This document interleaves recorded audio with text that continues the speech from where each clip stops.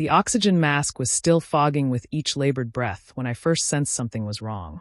Not with my body. COVID had done its worst, and I was finally winning that battle. No, it was the way the nurses suddenly avoided eye contact when they came to check my vitals. "Has my son been by?" I asked one of them, my voice still raspy from 3 weeks on a ventilator. "Oh yes," she said, fidgeting with my 4. "He's been very busy. Handling your affairs." My name is Margaret Delacroix. I'm 58 years old, and I built Delacroix Construction from nothing into a $50 million company. Now, lying in this hospital bed, I was about to discover that my son had tried to steal it all while I fought for my life. The truth came from an unlikely source, my competitor of all people. Richard Thornton and I had been business rivals for 20 years, but he was the first visitor I was allowed once I moved out of the ICU. "Margaret," he said, sitting carefully in the visitor's chair. "I'm glad you're recovering, but we need to talk about Vincent." Vincent, my only child. The boy I'd raised alone after his father left, who I'd put through Princeton, who I'd groomed to eventually take over the business. The same boy who'd been telling me for years I was too old-fashioned and controlling. "What about Vincent?" I asked, though my stomach was already tightening. Richard pulled out his phone and showed me an email. "He sent this to all your major clients 3 weeks ago." I squinted at the screen. Asterisk, "Dear valued client. Due to my mother's severe illness and likely permanent incapacitation, I have assumed control of Delacroix Construction, as per the succession documents she wisely prepared. I want to assure you that all contracts and commitments will be honored under my leadership. The company is entering an exciting new phase, asterisk." "Succession documents?" I whispered. "I never signed any succession documents." Richard's face was grim. "There's more. He's already moved into your office. Changed the company letterhead. And Margaret, he fired Patricia. Patricia Chun, my CFO of 15 years. The woman who knew every contract, every detail, every secret of our success." My hand started shaking. "Get me a phone," I said. "Now." Patricia answered on the first ring. "Margaret, thank God. I've been trying to reach you, but Vincent had you listed as no contact at the hospital. I've been keeping everything documented." "Patricia, what happened?" "He showed up with papers saying you'd transferred ownership to him. Power of attorney, transfer of shares, the works. When I questioned the signatures, he fired me on the spot. Security escorted me out." "But Margaret," her voice dropped. "I took copies of everything first, including the Hartwell contract. The Hartwell contract. Our biggest deal ever. A $30 million government project to build affordable housing. It was the crown jewel of my company, the thing that would secure our legacy.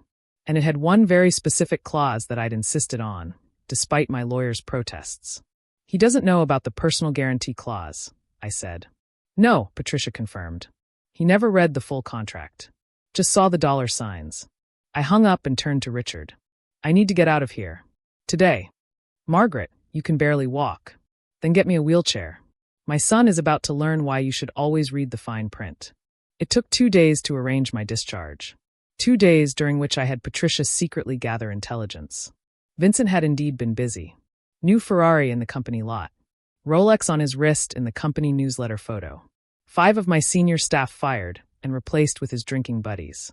Company credit cards maxed out on client entertainment that looked suspiciously like vacations. But the Hartwell contract, that was his biggest mistake. Buried on page 47 was a clause I'd negotiated personally. The contract was contingent on my personal guarantee.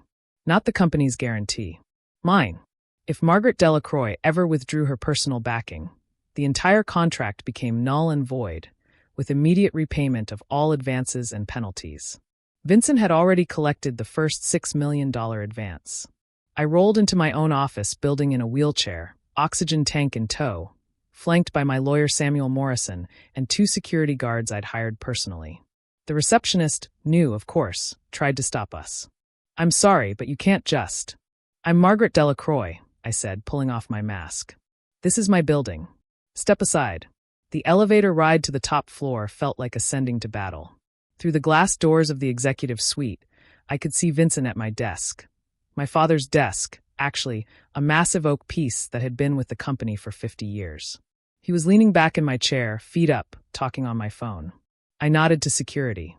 They opened the doors. "Told you the old bat's not coming back. Even if she survives, she's toast." COVID fried her brain. I've got doctors who'll testify. He looked up and saw me. The phone slipped from his hand. Hello, Vincent, I said pleasantly. Nice Ferrari. Shame you'll have to return it. Mom. He scrambled to his feet. You're supposed to be dead? Incapacitated? Permanently vegetative? I rolled closer. Sorry to disappoint. Though not as sorry as you're about to be. This is harassment, he sputtered, finding his voice. I have legal documents. You signed. I signed nothing. I cut him off. What you have are forgeries. Rather poor ones, according to the forensic document examiner we hired. You didn't even get my signature right. Too much flourish on the M, Vincent. I taught you better than that. His face went from red to white. You can't prove. Video footage from the hospital shows you entering my room with papers while I was on a ventilator, Samuel interrupted. Your fingerprints are on documents supposedly signed by your mother while she was unconscious.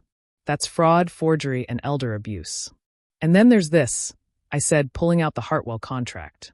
Did you even read it before you collected that $6 million advance? He glanced at it dismissively. Of course. Standard construction contract. We're breaking ground next month. Page 47, I said. Paragraph 15. Subsection C. He flipped through frantically. I watched his face as he found it, as the words sank in. The personal guarantee, he whispered. My personal guarantee, I corrected. Which I am formally withdrawing as of. I checked my watch, 10:47 a.m., Tuesday, November 15th. Samuel, please notify Hartwell Industries. What does that mean? Vincent's voice cracked like a teenager's. It means the contract is void. The $6 million advance must be returned immediately, plus the $12 million in penalties for breach. That's $18 million due today, Vincent. Hope you didn't spend it all on that Ferrari. He collapsed into my chair. My chair. You can't do this. I'm your son. You were my son, I said quietly. My son would never forge my signature while I was dying.